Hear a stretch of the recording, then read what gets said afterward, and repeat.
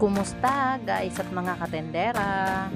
For today's video, ayan, luto series na naman tayo guys at mga katendera.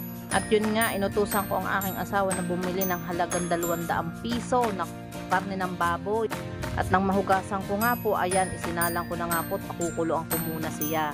At nang maisalang ko na nga po, itong si karne ng baboy, ang ginawa ko naman po, pumunta ko dito sa katabing gulayan ko at ako'y bumili ng mga ingredients ko rin.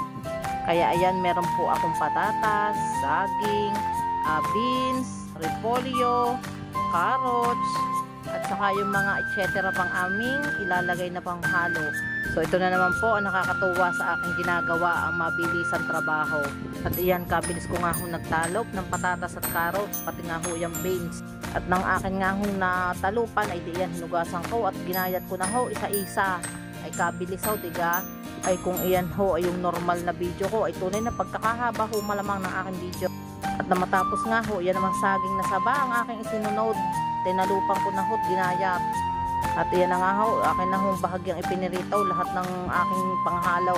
At fast forward, ayan na nga po, nagisa na po ang aking asawa ng bawang.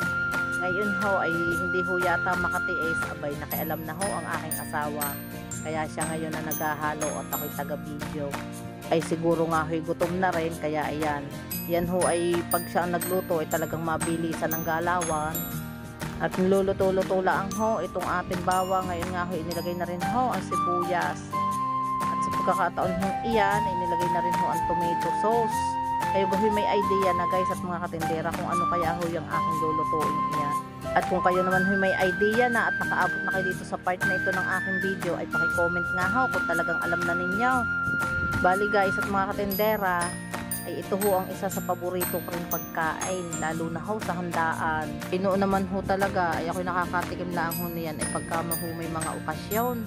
At yan ho, ay kaya laang ho ay piling-pili ang aking kinukuha diyang ingredients. At ingredients, anong arte mo, katindera?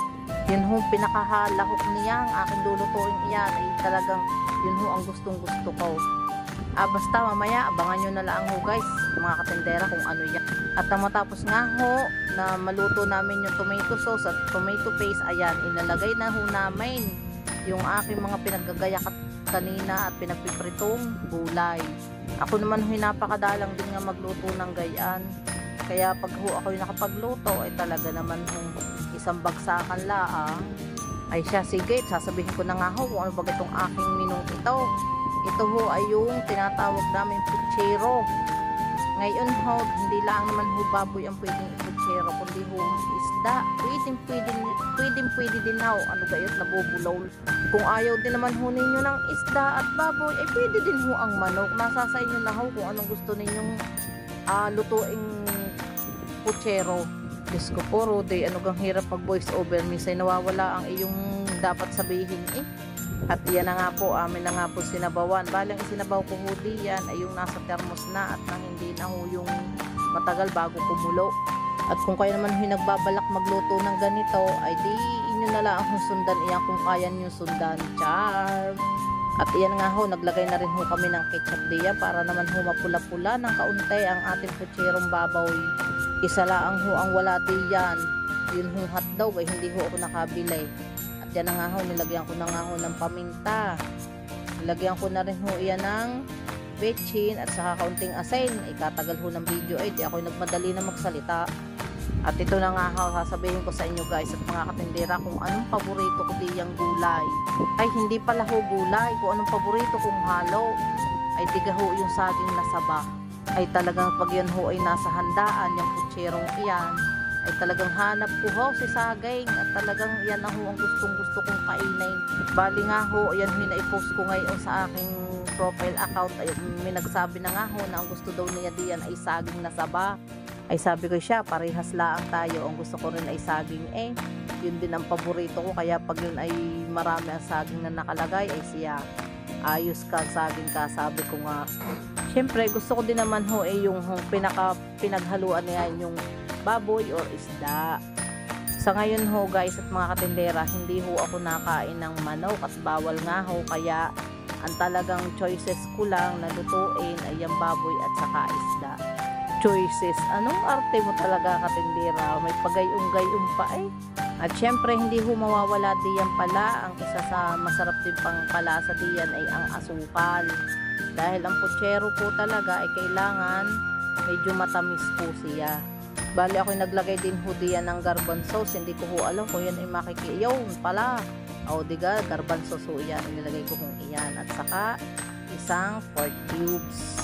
Ay nako guys, at mga katendera, pagpasensyahan nyo na ang pag-voice over ko, talagang minsan ho'y magulo. Kaya kayo na hong bahalang umunawa. Ako ho ay nag-aaral pala ang mag-voice over. Bali ito pong sinasabi kong putsero, napakatagal din naman hong lutuin at lahat nga ho ay ipiprito pa. Ultimong si baboy, si saging, si beans, si ang tawag dito, si patatas, si carrots. Yan ho ay kailangan hong iprito muna natin lahat ng bahagya bago ho natin gagawin yung putsero. Kaya ho, ang pagluluto talaga ng putsero ay talagang sinasabi kong takaw oras din. Ay kulang pa ho yata diyan ang ang 30 minutos ka. Pagka yan ho ay hindi ko minadali at lahat ho ay ibibidyo ko ng mabagal, ay tunay namang maabutin yata ako ng ilang oras. At yan na nga ho, medyo okay na ho ang ating putsero. Ilang minuto na lang ang huiyan at akin lang hong luluto-lutuin ang aking inilagay na anong tawag dito? Yang repolyo. Hindi ko ho iyan niluto. I mean, hindi ko ipinirito si repolyo, syempre. Yan ho ang pinakahuli kong inilagay. Kaya kailangan medyo luto-lutuin natin.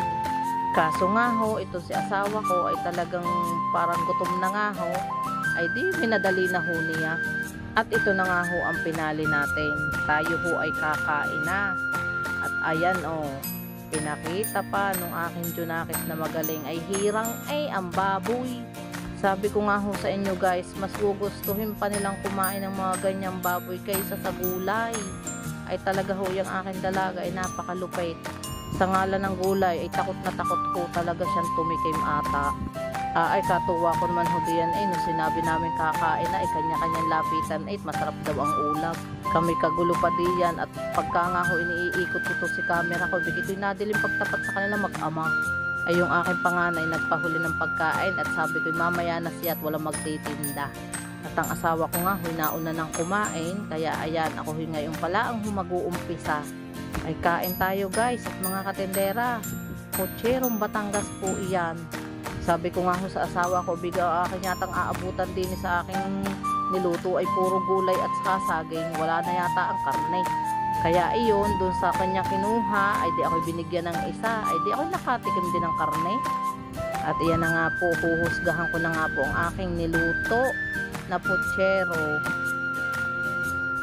Kaya kain tayo guys. At first bite. Thank you Lord, madaldal pa ho ako diyan bago makakain pag sa kainaman din. Ay nako guys, at yun lang for today's video. Maraming salamat sa inyong panonood. Like, share, comment at syempre huwag kalimutang i-follow at i-subscribe ang aking profile account. At yun lang, bye bye, God bless.